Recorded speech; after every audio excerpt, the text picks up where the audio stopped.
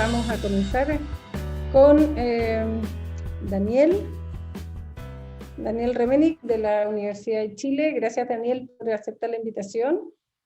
Y él nos va a contar sobre la solución del modelo de crecimiento polinuclear. Gracias por la invitación. El tema que les quiero contar es un modelo que viene de la física matemática, y voy a tratar de contar en el ratito que tengo porque es interesante, pero de hecho acá les quiero mostrar la solución de este modelo en un sentido particular, o sea, preciso, y la solución me gusta porque usa como análisis estocástico, es un poco distinto a otras cosas que aparecen en este ámbito que a veces son más algebraicas. Entonces voy a partir. Esto es trabajo conjunto con dos colaboradores, con Konstantin Matetsky, que está ahora en Michigan State University, y con Jeremy Coastel, que está en Toronto. Entonces, ya, les voy a contar, bueno, ahí paso en inglés las slides, pero les voy a contar de qué se trata este modelo. Entonces, este es un modelo de crecimiento en una dimensión, y lo que uno tiene una función, esto lo tiene que pensar como una interfaz que está creciendo hacia arriba, ¿sí? Y crece, tiene la dinámica es sencilla. De partida es una interfaz que va de R en los enteros, entonces es una función que es constante por pedazos, ¿sí? Que tiene altura entera. Y lo que hace es lo siguiente. Primero uno tiene estas islas que son los pedazos constantes, y estos pedazos constantes se expanden hacia afuera, hacia la derecha y hacia la izquierda, con velocidad 1 determinista. Esta cosa simplemente se va expandiendo. Y cuando dos islas se chocan, se fusionan, ¿sí? Entonces aquí, por ejemplo, están a punto de fusionarse, y aquí están aún más a punto de... yo estoy mostrando con mi mouse, pero no sé si ven el mouse. Creo que sí lo ven, ¿o no? Sí. Claro, ahí están justo a punto de fusionar, y después de que se fusionan van a ser una isla más larga. Y por otro lado, para ser un poco más interesante, porque si no no pasaría mucho, esta cosa finalmente terminaría siendo una recta, va a haber un proceso de Poisson en espacio-tiempo con tasa 2, y cada vez que uno llega a un punto de este proceso de Poisson, aparece esto que le llamamos una nucleación, y aparece una nueva islita y empieza a expandirse, ¿sí? Entonces de repente, aquí, a ver, voy a mostrarles una simulación, aunque sea cortito, tengo que cambiar de ventana, entonces ahí creo que la ven. Entonces acá hay una simulación, lo que está acá abajo es el proceso de Poisson en espacio-tiempo, son los puntos. ¿Sí? Tienen que imaginarse que arriba de cada uno de estos puntos va a haber una nucleación a medida que el tiempo va avanzando hacia arriba. ¿Sí? Y el proceso se ve así. ¿Sí? No es más que esto. Aquí tengo estas islas que se están expandiendo a velocidad 1, cuando chocan se fusionan, y encimita de cada isla aparece una nucleación y empieza a avanzar hacia arriba. ¿Okay? Ese es el proceso. Espero que quede más o menos claro cómo es la dinámica. Voy a volver a las diapositivas. Eso. Y algo que... Bueno, entonces esta es la misma simulación, ¿sí? Lo que estoy mostrando ahí abajo. Y algo que va a ser relevante después, que no es tan difícil de imaginarse que puede ser cierto, pero toma un rato poder demostrarlo, tampoco es tan difícil, pero hay harto que escribir, es que ¿cuál es la medida invariante de este proceso? Bueno, la medida invariante en realidad no tiene medida invariante porque esta cosa está creciendo, ¿sí? O sea, tengo una interfaz que va subiendo. Pero si yo me olvido de la altura y solamente miro la distribución de dónde están estos saltos hacia arriba y los saltos hacia abajo, o sea, imagínense que miro esta interfaz módulo la altura global, la medida invariante corresponde a tener saltos hacia arriba como Poisson de tasa 1 y saltos hacia abajo como Poisson de tasa 1. No tendría que ser tasa 1, pero por simplificar digo tasa 1. ¿Sí? Entonces, en el fondo lo que tengo es simplemente un proceso que es la diferencia de dos procesos de Poisson independientes. Eso es invariante para el proceso, módulo esta altura global. ¿Sí? Porque básicamente lo que tengo son que tengo aniquilaciones a la misma tasa que tengo esta producción de nuevas nucleaciones. Ya, espero que haya quedado más o menos claro cuál es el proceso. Entonces, les quiero mostrar otra manera de pensar en este proceso y que hace una conexión con un problema súper famoso. Pero antes de eso, entonces déjenme contarles cuál es esta manera de verlo. Entonces, voy a cambiar en lo que les estaba mostrando antes. Estaba pensando en que el proceso partía, incluso en la simulación les mostré, partía como completamente plano y después empezaba a evolucionar. Pero uno puede cambiar la condición inicial, yo podría partir con cualquier cosa. Y en particular, esta condición inicial resulta ser súper natural, aunque no parezca. ¿Sí? La condición, bueno, en verdad sí es natural. Es que parto con una interfaz que tiene como una nucleación aquí en 0, ¿sí? Y ahí parte, y el resto es menos infinito. ¿sí? Entonces no tengo nucleaciones arriba de menos infinito, y lo que empieza a pasar es que esta isla que parte en el origen se empieza a expandir, ¿sí? Y arriba de esta isla que se está expandiendo voy teniendo nucleaciones en sí. ¿Sí? Esta realmente es la condición inicial más sencilla para este proceso. Este número de acá, la altura a la que está este punto, que en este caso es 4, también se puede pensar como el siguiente problema. Ahora lo que voy a pensar es que tengo estas galletas en el espacio-tiempo, que son estos puntos, ¿sí? Y lo que yo quiero hacer es encontrar un camino que vaya en esta dirección, ¿sí? No sé si me están viendo el video, pero en el fondo un camino que sea con pendiente a lo más 1 o a lo menos menos 1, o sea, que sea realmente que vaya en un camino que vaya hacia arriba en el tiempo, ¿sí? Y lo que le voy a pedir es que voy a buscar el camino que pase por la cantidad máxima de estos puntos, ¿sí? Entonces este es lo que se conoce como un problema de percolación de última pasada, ¿sí? Y en este caso, este es uno de los posibles caminos que maximiza la cantidad de puntos que me puedo comer, y esa cantidad de puntos que me como es exactamente 4, es el máximo. Entonces, uno puede demostrar, y esto no es muy difícil, que buscar este camino que maximiza es lo mismo que mirar esta función de altura. O sea, cuando yo miro la altura en este punto, y miro cuál es el largo del camino que maximiza, el largo pensaba en el sentido de cuántas galletas me como, me entrega ese resultado, ¿sí? Y la conexión con el problema famoso es el siguiente, ¿sí? Bueno, no sé si es tan famoso, digamos, es bastante famoso en algunos, en esta área al menos, y el problema de la subsecuencia creciente más larga de una permutación aleatoria. ¿Qué tiene que ver esto con la subsecuencia creciente más larga de una permutación aleatoria? La idea es la siguiente. La idea es que ahora yo voy a mirar este cuadrado, ¿sí? Entonces en este cuadradito donde estoy dibujando las cosas, estoy viendo una cantidad Poisson de puntos, ¿cierto? Porque tiré un proceso de Poisson en el espacio-tiempo, ahora tiene un cuadrado, entonces ahí adentro va a tener una cierta cantidad aleatoria, pero va a ser una cantidad poissoniana de puntos. Pero ahora puedo hacer lo siguiente, puedo rankear estos puntos, lo que quiero hacer es mirarlo en estas dos direcciones, ¿sí? Que acá se llaman eta y zeta, ¿okay? Entonces lo que puedo hacer es que puedo ordenarlos en la dirección eta y luego ordenarlos en la dirección zeta. Y la comparación entre los dos órdenes me define una permutación aleatoria, ¿sí? Entonces, por ejemplo, este punto de acá, ¿sí? Tiene la coordenada 1 en la dirección eta, pero tiene la coordenada 2, la segunda más grande, en la dirección z. Entonces esto significa que en mi permutación el 1 se va al 2, ¿sí? Luego acá el 2 se va al 3, creo, no sé si está bien el dibujo, y así. Esto me define realmente una permutación aleatoria de n puntos, donde n es este tamaño Poisson, y este camino creciente más largo es exactamente lo mismo, define el tamaño de la subsecuencia creciente más larga en mi permutación aleatoria.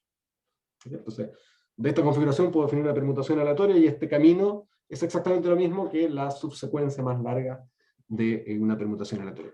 Y aquí se hace, este era un problema súper famoso, ¿sí? Del siglo pasado, y uno de los primeros problemas era un problema que se conocía como el problema de Ulam, que era calcular cómo crece este número. Entonces, si Ln es el largo de esta subsecuencia creciente más larga en la permutación aleatoria, como todo es Poisson, entonces la permutación está elegida de manera uniforme, ¿sí?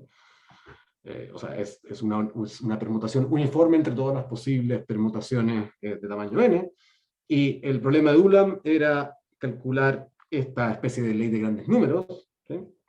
Que resulta ser 2 raíz de n, y luego a fines del siglo pasado, Bagdad y Johansson demostraron este teorema famoso de que las fluctuaciones de este largo, entonces este largo es de orden 2 raíz de n, y las fluctuaciones son como son de tamaño n a la 1/6.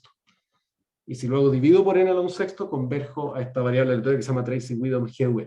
Una variable Tracy-Widom es una variable, esta variable Tracy-Widom GW son las fluctuaciones asintóticas del valor propio más grande de una matriz aleatoria gaussiana hermitiana, ¿sí? Con un cierto escalamiento. Entonces hay una conexión bien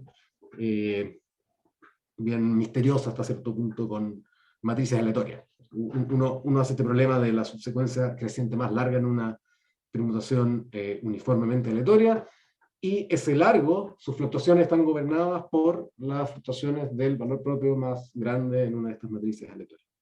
Y esto ha sido, digamos, es un trabajo que inició todo un área de investigación. y que en ese sentido ha sido muy fructífero. Entonces, voy a tratar de muy rápido decir esto, porque si no, no voy a tener tiempo de contar lo que les quería contar, pero en el fondo, lo que les acabo de contar aquí, volví un poco atrás, me dice que en mi modelo de crecimiento lo puedo mapear a este problema de la subsecuencia creciente más larga. ¿Sí?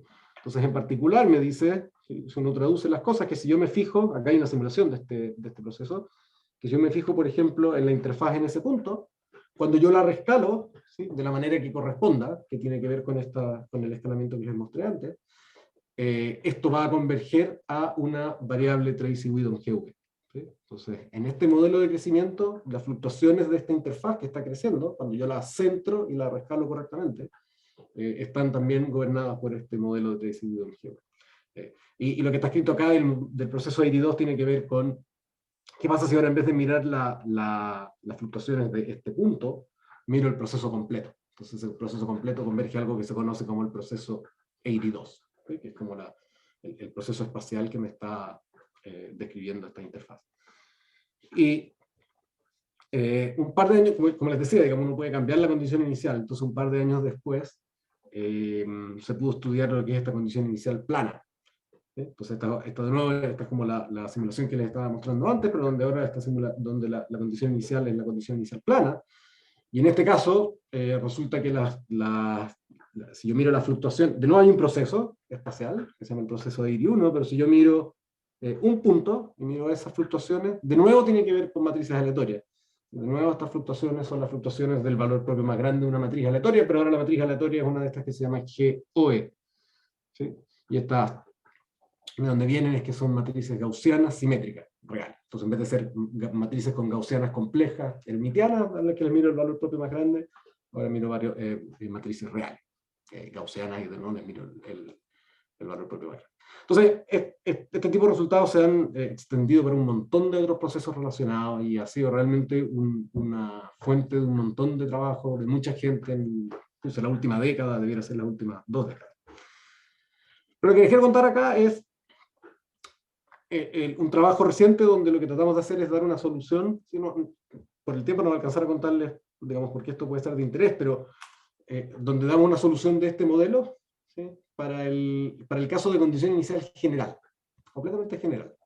¿Sí? Entonces la pregunta que me quiero hacer ahora es la siguiente. Quiero hacerme la pregunta digamos que yo fijo, entonces piensen que esta curva de acá es como esta interfaz, ¿sí? Por supuesto es esquemática porque debería ser constante por pedazos, pero fijo un montón de puntos, en este caso 5 puntos, y fijo un tiempo y me hago esta pregunta: ¿cuál es la probabilidad de que mi interfaz esté debajo de R1 en el punto X1, debajo de R2 en X2 y así?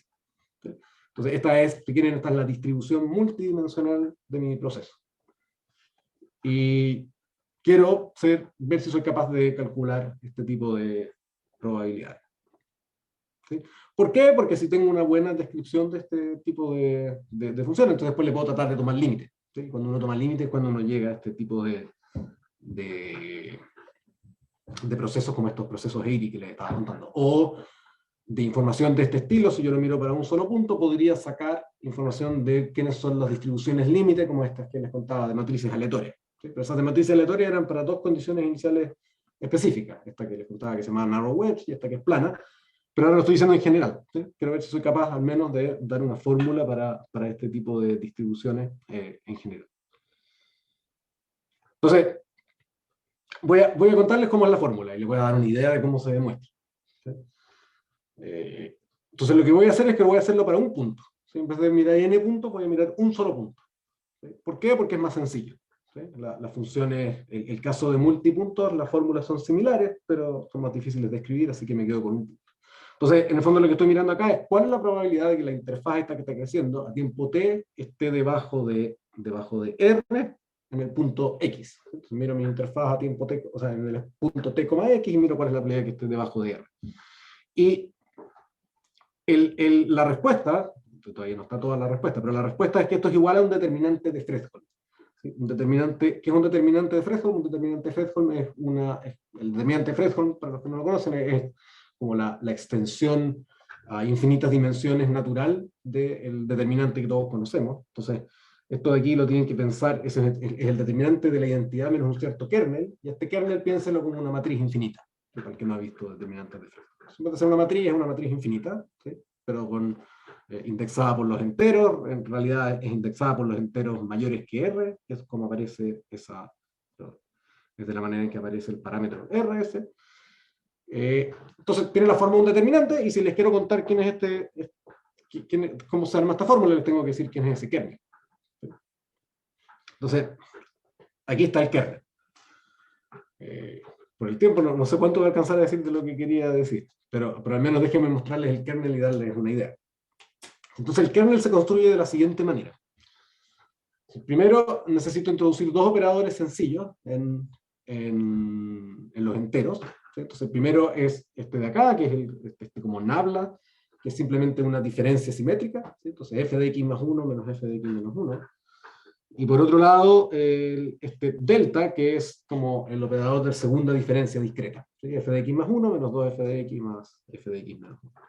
Y necesito introducir una cierta caminata, una cierta marcha aleatoria. La marcha aleatoria es la misma que les había dicho antes, ¿sí? Es simplemente la diferencia entre dos procesos de Poisson. Entonces, es una marcha que salta arriba a tasa 1 y salta abajo a tasa 1 también.